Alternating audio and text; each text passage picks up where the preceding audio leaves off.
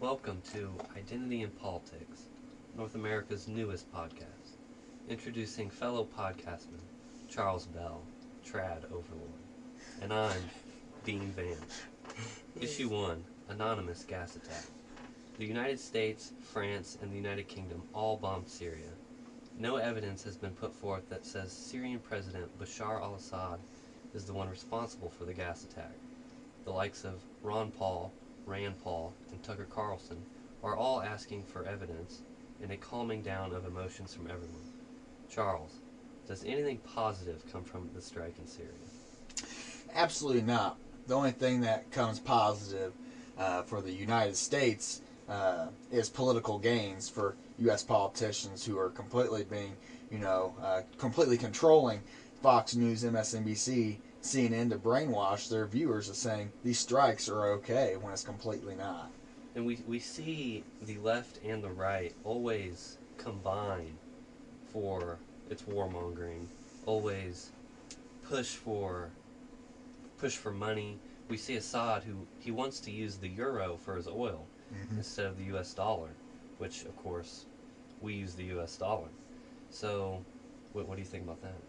Well, really, Assad, I don't blame Assad for trying to use the euro. When the United States is bombing, their country, they sent off some bombs, airstrikes, their new smart missiles, like Donald Trump likes to call them, and they killed what? A couple people, in these airstrikes in different places. So I think it's a smart move by Bashar al-Assad, and really, I don't blame him. And the United States, wants to be mad, but at the end of the day, it's all about politicians getting money. We see Russia and Iran rush to help Syria and not get much in return, but instead risk the lives of their soldiers. So, Well, it comes down to this. they're willing to risk things. Well, yeah. So this is the United States. When we invaded Iraq, Yes. To the people upstairs, in the hierarchy of the government, you got to think it's not their lives that are being taken. These are just their pawns in their game. I've seen several good tweets of journalists pushing for war, pushing for more bombing, and my thought is, why don't they sign up for the army? Why don't they go enlist? If they want war, why don't they? Yeah, all they care about is money and getting more, funds for their campaign, saying they're going to fix the problem, and they're not going to fix the problem, Yeah, I agree. I think Iran has resumed its nuclear program, and quite frankly, again, I don't blame them, because you get treated a certain way if you have nukes. Oh yeah, you get taken seriously. So much more respect. Yeah, so it's a social ladder with your nuclear program. If you don't have nukes, you're going to be treated as low-class citizens. Yeah, you take a look at North Korea. The United States is frantically trying to do something about North Korea, and we're in the process of making a deal with them. But Donald Trump came out and said that, as of late, maybe it had been today or yesterday, 12 hours ago, that, we may not end up getting something done, even though Mike Pompeo, or whoever the Secretary of Defense is, when visited North Korea, even said that there's going to be a denuclearization of North Korea. So, and then Donald Trump comes out a day later and says that this may not happen. So, where do you go from there? Tucker Carlson has been the only person on Fox. Of course, we know how CNN and MSNBC talk about it. But Tucker Carlson's been the only one that I've seen really tell people to take a deep breath and look at the evidence before pushing for more war. Yeah, and I think I've been watching him, and like we were talking earlier before the podcast, he's been the only one saying that the real truth and calling it out. And he suspiciously, he could be on vacation, but he suspiciously disappeared off Fox News, and that's actually surprising how Fox at all places. But at the end of the day, the government's kind of controlling that. Laura Ingraham has as well kind of, been saying the same thing as Tucker, but not every night. I saw an episode with Gorka, and he was arguing against Douglas McGregor, who's a former general. Mm-hmm. And McGregor was saying, listen, we messed up in Libya, we messed up in Iraq, how do we know we're not messing up in Syria? And Gorka's only response was, well, Trump's doing it. Therefore, making it sound like, therefore, if he's doing it, then it's for the best. And, I think as bad as it is to say for some people, I feel like some people like worship the president as their god, and same people, the Democrats with Barack Obama. There are plenty of old people who watch the bias from CNN or Fox News, and they think that their president can't do nothing wrong. So if it's Donald Trump doing it, that's okay. But I bet you if Bill Clinton or Barack Obama invaded Iraq, they'd be all for it. Yep. So it all depends who's in charge and who's opposite political party. Rand Paul has come forward and said, where's the evidence? We haven't seen any. As his father, Ron Paul, has always campaigned against war. Yeah, I mean, something's up. I am kind of torn on the issue, but it's like, it's been about a week now since this has happened, and we have no clue, neither from the media. I mean, Tucker Carlson's came out and kind of been like, this may not be, the United States or Syria, Bashar al-Assad gassing his people, and now he's disappeared. Right. So, I mean, it's kind of fishy. And conservatives are worse, in a way, than liberals when it comes to war. Because they have an opportunity. Mm-hmm. I mean, Trump is, for all intents and purposes, a Republican, I guess. And they have the opportunity to, kind of denounce him. They've always wanted to. They've always wanted to, separate from him. They have the opportunity now. Why don't they do that? Why don't they condemn the attack instead of playing cheerleader for a guy that they've really never liked? Well, you got to look at it this way, Dean. Midterm elections are coming up. So everyone's got to be running in continuity right now, in sync. This is going to be important, and as Nancy Pelosi, bald head, weird freaking lady, crazy Nancy Pelosi, crazy Nancy's what I'm going to start calling her. She's called, if we get control of the House and Senate, we're going to repeal this tax bill. And that's going to make a lot of Americans unhappy, which could play to our benefit. But they cannot be, calling names out right now. I think the fringe right always, to an extent, has been anti-war, but now the need for an anti-war rally, an anti-war rallying movement, is very, very important. Because conservatives have shown their true colors. We knew the left. And I saw a tweet by Bernie Sanders, who was, denouncing the attack, but denouncing the legality of it. Saying Trump needed approval, blah, blah, blah. And I actually responded to him and I said, why don't denounce the attack as a whole? Why? And then I was trying to reach to white Bernie voters and say, an anti-war movement that takes things from the left and the right could go far. We're not trying to get Hillary voters. We're trying to get Bernie voters, and every white person in the United States. But we realize some aren't going to turn. And that really plays into a part.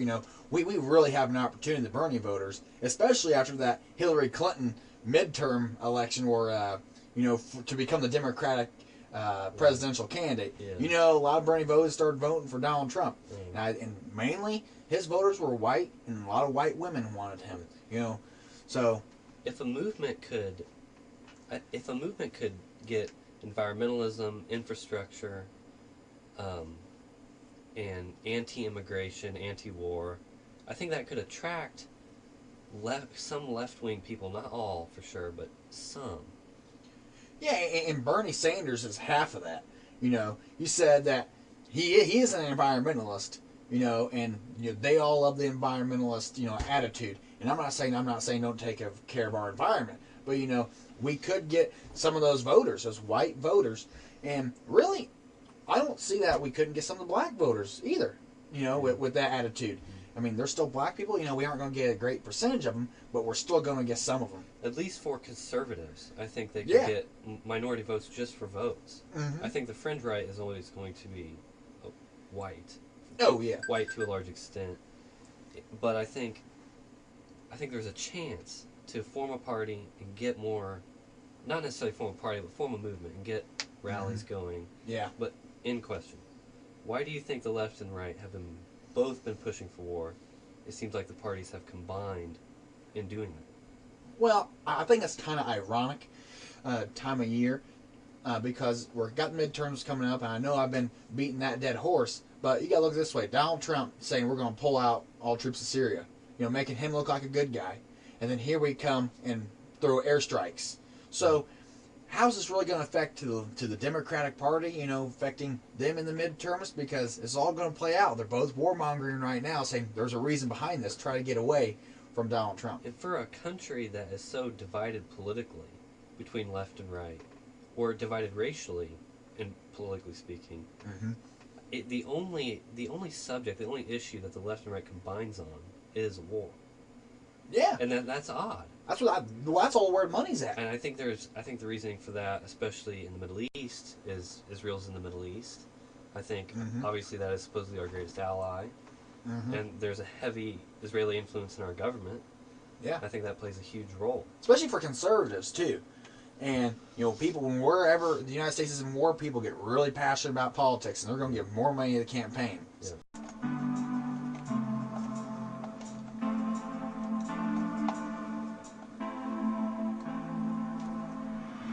Issue 2, Israel strikes first.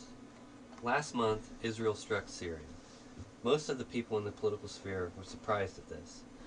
Ali Akbar Velayati, an advisor to Iran's supreme leader, Ayatollah Ali Khamenei, said in an interview with a Lebanese television station, Al Mayadeen, that, quote, Israel's crime won't go unanswered.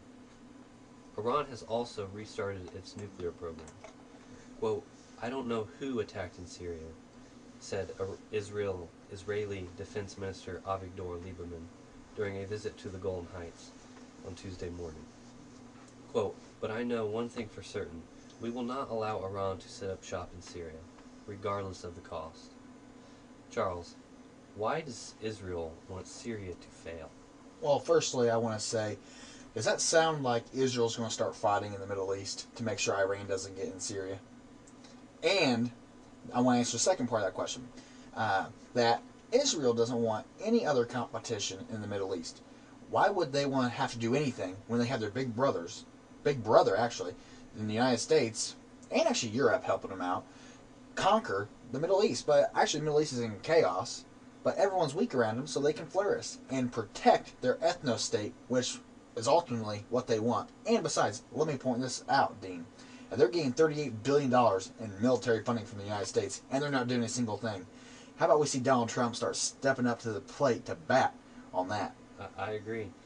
Israel has always wanted to live in the midst of chaos. And no one really knows why that is. No one really knows why that is, but I think we may start to see in the next couple of years, secrets about Israel that we haven't been told. And I think Israel doesn't get along with anyone in the Middle East too well, but I think a guy like Bashar al-Assad, who's down to earth, smart, who's a physician, was in the military, I think someone like that is respectable, Israel doesn't want to see flourish. Yeah, and that goes alongside with the competition, and really Bashar al-Assad and Russia was pushing out ISIS, but here we come see the United States coming in. So what was really the full motive behind the United States once Donald Trump said we're pulling out? Did Benjamin Netanyahu give a little phone call to Mr. President Donald Trump to intervene when Israel very well could have done it? Because everybody thinks Israel is the good guy, and maybe they're trying to keep that image, or they're not invading any place. But that sounded like war earlier to me when he's saying we were not going to allow Iran into Syria. And Trump said a couple months ago, our troops in Syria will be out very soon. And then a gas attack happens. I think that's a big coincidence. Maybe not a big coincidence. But I think that matters because these gas attacks, Assad doesn't have to do that. I mean, he's been in the civil war since 2011. He he is weeks, maybe a few months, from winning the war outright. And with the help of Iran and Russia, but he's weeks away from winning the war. It doesn't make sense for him to do a gas attack. Well, here's a theory I just came up with while you were speaking. What if Israel put a little bit of makeup on that gas attack and made it seem like Assad was doing it so the U.S. would intervene? Or either the United States could know as well, but was trying to give the U.S. public something to cling to as our economy is starting to boom and is getting our attention to something else. And the thing is, we've seen this all before. We've heard this all before with Saddam Hussein. We've heard it with Iraq, same economy. Muammar Gaddafi. We've heard it all before. That's why we're skeptical. The United States, a lot of people in the United States just blindly have this hoorah need to bomb other countries. And I think that needs to stop. And I want to say it'll stop, but with the way Donald Trump campaigned and now we've struck Syria, I don't know if it will stop. Well, another thing, too, I don't think the United States government has a hard time justifying, bombing any place in the Middle East because we've been in the Middle East since, 2001. So, do they really want to say that, no, we're pulling everything out and letting the Americans focus on the real issues? For instance, like the Hillary Clinton emails or Russia potentially interfering in our election. Right. I think there is Saudi Arabia has, we see, recently gone through a coup. I would have to read more up on it, but they have gone through a coup yesterday, or coup attempt. And that could be a false flag. That could be done by Saudi Arabia, but I don't think we even need to pay attention to that, because we've seen this all before in the Middle East with the white helmets. We've seen it before with the United States arming, so-called rebels. We've seen it all before. That's why we're skeptical. Yeah, and it's like, whenever we arm those certain rebels, man, what a backstab, how ignorant were we, on that scale of things. And as for Saudi Arabia, they're calling basically Saudi Arabia our ally. I don't think they're our ally whatsoever. This is all in a political game that everyone's trying to play to get on the United States side or get advantage. Dare I say his name, but Vladimir Putin, he said all this. He's already said all this. And he explained how ISIS was created. We would arm someone, but they take money. So if we arm them, we give them weapons, and we give them money, they're going to turn around and say, is anyone willing to give us more money? Then someone gives them more money.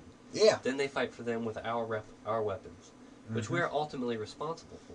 Yeah. With what they do with those weapons, because we chose to give them those. Well, and just think how many billions of dollars we have given away to those rebels or, any of these groups that come up and say, yeah, we're going to fight against ISIS. And then we end up wasting your tax dollars, my tax dollars, the listeners' tax dollars, yes, you who's listening. But, all these things, and here we are, you're working for free. And remember, Charles, we can't afford a border wall. That's what we're told. We can't afford a border wall. It's too expensive. Where are we going to find the money? But yet we look across the Middle East. We've got billions and billions, trillions of dollars in the Middle East for no reason. Like you said, tens of billions of dollars going to Israel. But yet we're told we can't afford a border wall. Well, here's my solution to that. First off, the border wall, I believe, if my memory serves me correct, is going to be $44 billion. Now, we give $38 billion to Israel. You know what? We're going to tell Israel just to suck it up for 1 year. They're a strong enough economy in themselves, and they buy military equipment off us. If they ever needed help, of course, the United States would be there. So I don't really know what the big problem is. Yeah. End question. Why won't the U.S. protect a secular Muslim country, but instead ally itself with a Muslim country like Saudi Arabia that persecutes minorities? That's such a good question. It's kind of a paradox in itself, because Saudi Arabia, it's kind of like they were our enemy, and now they're wanting to become a friend, or they say, quote unquote, they're trying to be our ally. But I kind of look at it as Japan, but they're a democracy. Saudi Arabia isn't. So what's to gain here? Is it just a political game that the United States is trying to play, or even Saudi Arabia with the United States? Don't act like the United States can't get fooled. By the way, example, the Iran deal. Yeah, and churches can operate in Syria, and I'm sure there are a few in Saudi Arabia, but not nearly as many. And if I remember correctly, 17 of the 21 9/11 hijackers came from Saudi Arabia. They didn't come from Iran. They didn't come from Syria. Yeah. They didn't come from Hezbollah. They came from Saudi Arabia. Yet we're best friends with them right now. Yeah, and I'll say it again. What a backstab of the American government to do that back to the American people. You know, being best friends. But then again, we're good friends with Japan now after they bombed Pearl Harbor. But Grant, that's been 70 years, you know, and, you know, I guess time, everything mends. But man, it's only been 17 years. Right.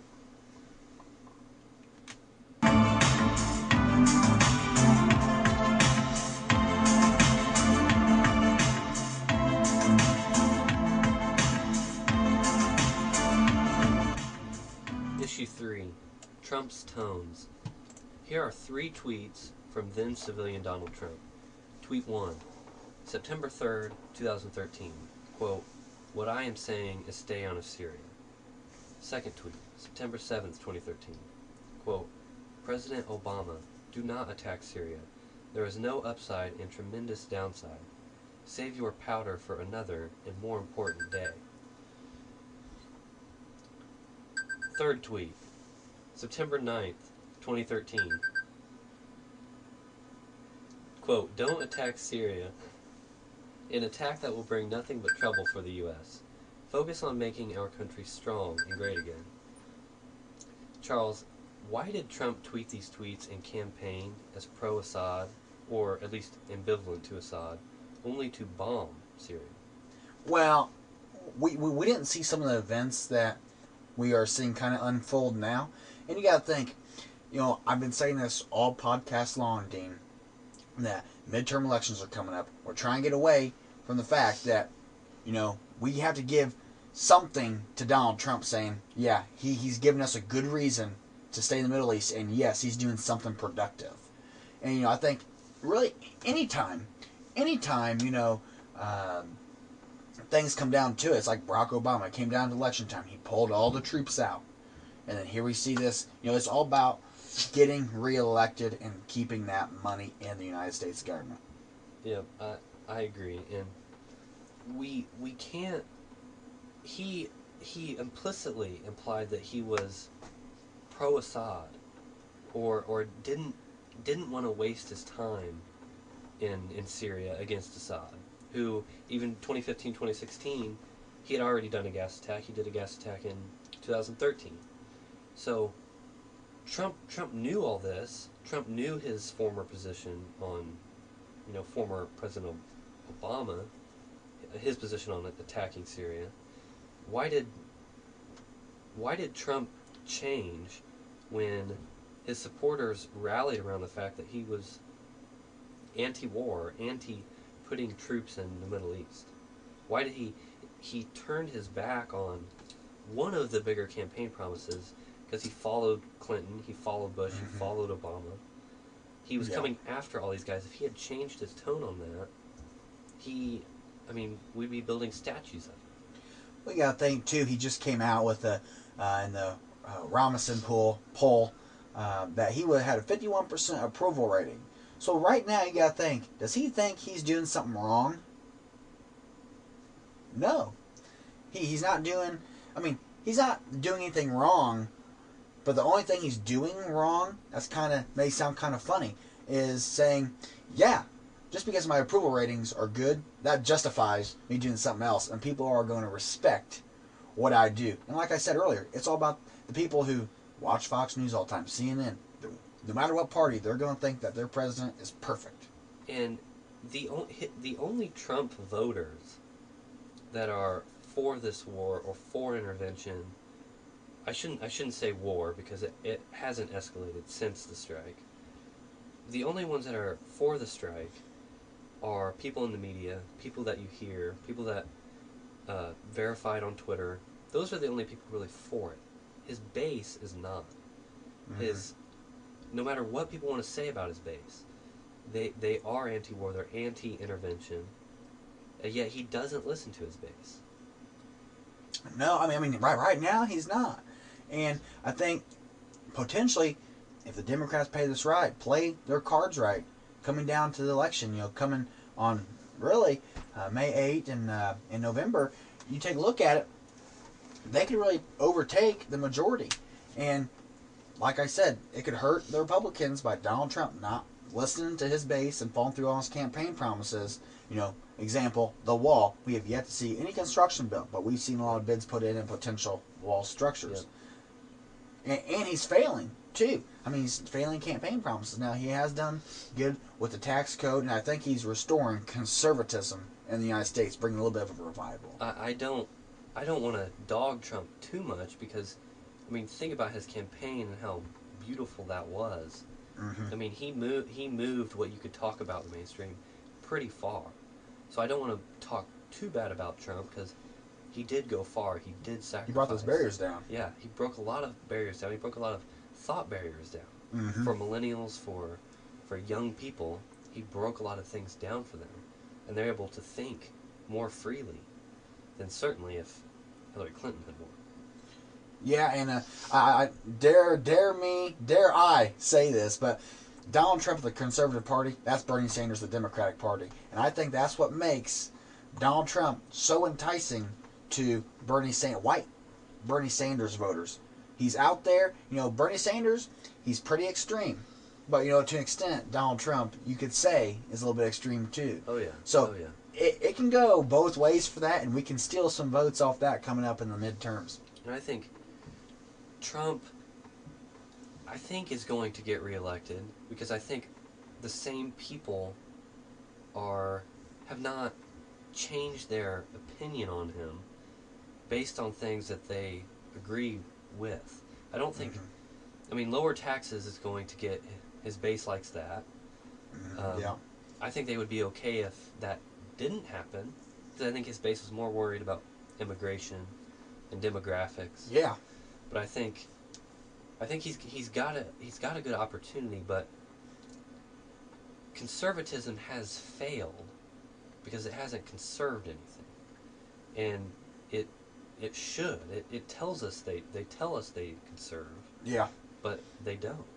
Well, another thing, they're trying to conserve, our country fiscally, and yet our president Donald Trump signs like a 1.3 or 1.8, my memory serves me correct, $1 trillion spending bill. Now, what's so conservative about that? I bet Rand Paul is having a hemorrhage right now, by the way. But really, we have to look at everything that the Republican Party is doing. Are they conserving? No. And we've got to focus on and crack down on immigration. Yeah. Because if we don't, it's like the Republican Party doesn't acknowledge that their voters are all white. Majority white males, and you get a lot of white women. It's like if you keep allowing this influx of immigration, illegal immigration, by the way, to come in, we're going to be a minority. And they say by 2040, correct, Dean? And if you were to close the borders completely and not let anyone in, you would only delay the time of whites becoming a minority by a decade, or maybe 15 years. You wouldn't delay it that much longer. We have to ramp up deportations. That's really the only way. And you got to look at it this way. Low-income families, what do they usually have different than high-income families? They usually have more kids. Whenever you have more kids, then they always vote. Usually, 99% of the time, the way their parents are, if you're struck down in poverty. And we'll talk about this next week, but the caravan marching towards the southern border, and we'll see where Trump's mind is at on how he handles that. Because he's got an opportunity there to say, listen, my base, this is where I'm strong, this is where I'm never going to fail you, I'm never going to turn my back. He's got the opportunity. We'll see how he Well, responds. we've seen, Fox News came out with a thing about a month or two ago that the ICE raids are at the highest level than it's been in recent history. And as it should be. because it's just out of control. San Bernardino, anybody, girl getting killed by illegals, So, and this just isn't happening over there. Just think about all of the illegals killing American citizens that could be still alive today if we actually deported them. Yep. And I think we see this in South Africa. We see this in Europe. When you become a minority, it's obviously not good to be a minority. Mm-mm. That's obviously not good. And I think we'll talk more about what's happening in South Africa next week. But my end question is, if there's one country that we are against right now, but you would like to see us ally with, what country is that? As much as it pains me to say, Dean, but then again, it doesn't pain me. We really need to be allying with Russia. And you may say that's insane to say because Donald Trump just came out and said that our terms with Russia are at the lowest point than it's been. It's even lower than the Cold War. Yeah. Which, to me, looking back and you hear people talk about the Cold War, it seems a lot worse than it is right now. And it very well could be a lot worse than what we're seeing right now. That could just be Donald Trump blowing smoke. But you got to think, the Russia and China are pretty good allies. And Fox just came out again with a thing saying that they are ignoring the United States UN sanctions on trade. So one world power cannot overpower two world powers. Right. And I think it would be healthy if we allied ourselves at least tentatively with Iran. I think that would to a point benefit us in the Middle East. It would create stability. Iran is a world power. What would that do with Israel, though? That would hurt our relationship with Israel, no doubt, but pick one. And not even pick one, but pick okay, you pick one, okay? You pick one country. We have so much money invested in Israel right now. Why would we want to turn and start investing in some other country who has completely said, yeah, we want to nuke the United States? I don't think we need to invest in anyone in the Middle East. So cut all foreign aid. I agree with that. But, right now, Israel, they have all basically almost identical military technology that we've either given them or they've bought from us. Mm-hmm. We basically give it to them because they would probably use our foreign aid to buy military equipment from us. Right. I just don't see the value or the positive outcome in fighting Syria, fighting Iran, fighting Russia, fighting Hezbollah. I don't see, say what you will about Hezbollah, but I don't see a positive thing. It looks to me, the two situations that are going to happen is we either fight just about everyone in the Middle East, or we don't fight at all. Mm-hmm. And I would rather not fight at all than ally with Iran, don't get me wrong. But if we're going to do something in the Middle East, let's at least win, first of all. Let's at least win. Yeah, let's win the darn thing. And we talk about no more brother wars. Let's not get ourselves in a war with another country, another European country like Russia. Yeah. I don't see the value in it. And in theory, if we became somewhat close allies with Iran, I think that'd also help our relationship with Russia. Right. So in a sense, they could cohort together. Yes. But I want to get to the next issue. So we're going to close it up and move on to the next issue here.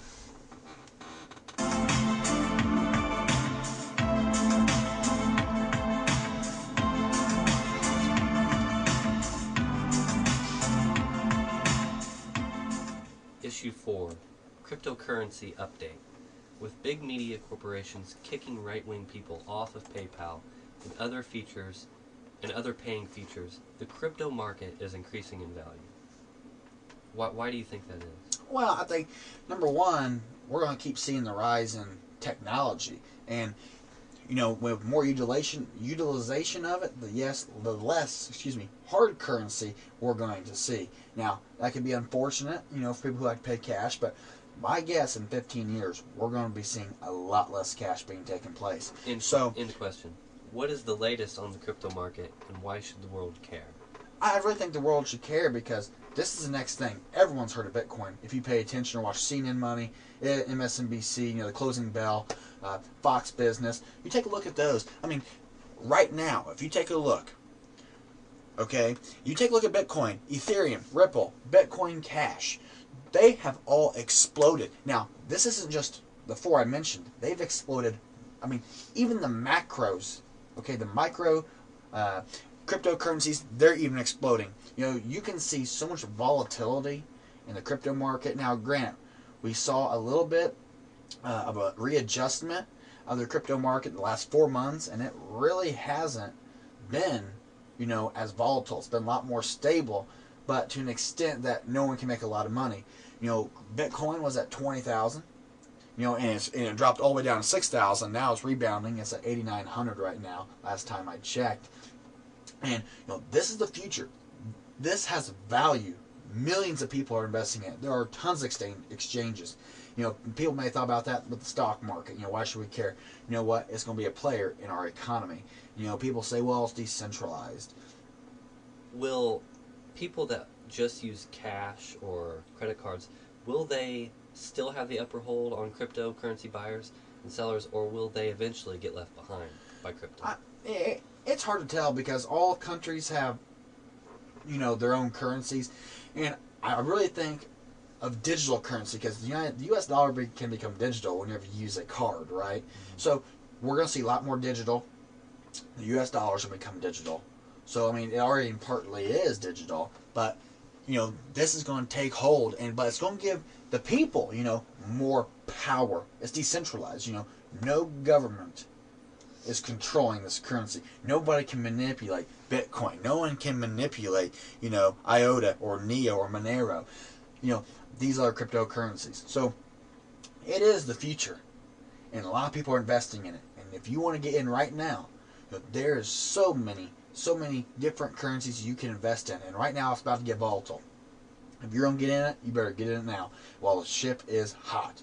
You better get in, and you're going to make some big money because it's starting to boom, and it doesn't look like it's going to slow down for about 2 or 3 months. And whenever it gets to a certain point, don't get selfish. Cut your winnings and just come out on top. All right, that is it in this week of Identity and Politics.